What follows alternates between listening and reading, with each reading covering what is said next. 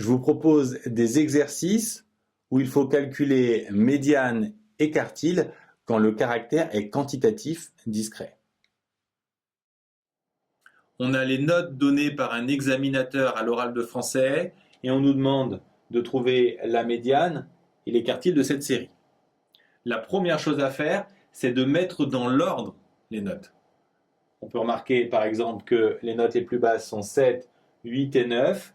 Vous les barrez au fur et à mesure que vous les trouvez pour être sûr de ne pas en oublier. Ensuite, on compte toutes les notes pour trouver l'effectif total. On trouve 14 qui est un nombre pair. 14 divisé par 2, c'est 7. On fait la moyenne avec la note suivante et on lit ces deux notes sur notre liste. Donc la 7e, c'est 12 et la 8e, c'est 13. Donc la médiane, c'est 12,5. Premier quartile, on divise l'effectif total par 4 et on prend le rang suivant. Donc on prend la 4e note, c'est-à-dire 10. Et pour le troisième quartile, on multiplie par 3/4 l'effectif total et on prend à nouveau la note suivante. C'est donc la 11e note. Et la 11e note, c'est 14.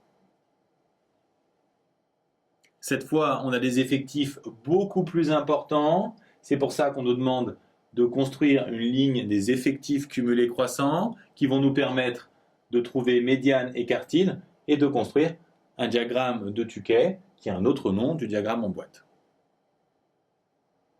Pour les effectifs cumulés croissants, comme d'habitude, on ajoute les effectifs, mais cette fois à la calculatrice.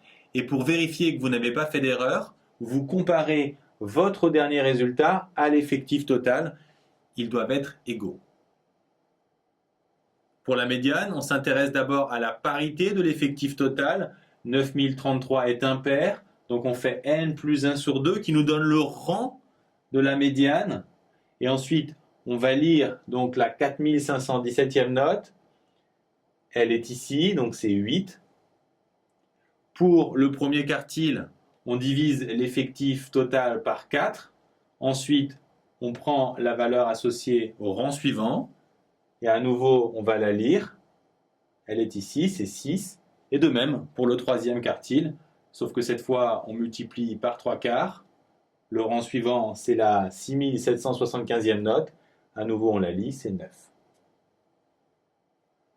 Pour le diagramme en boîte ou de Tukey, vous commencez par un axe gradué qui couvre toutes les notes distribuées aux élèves.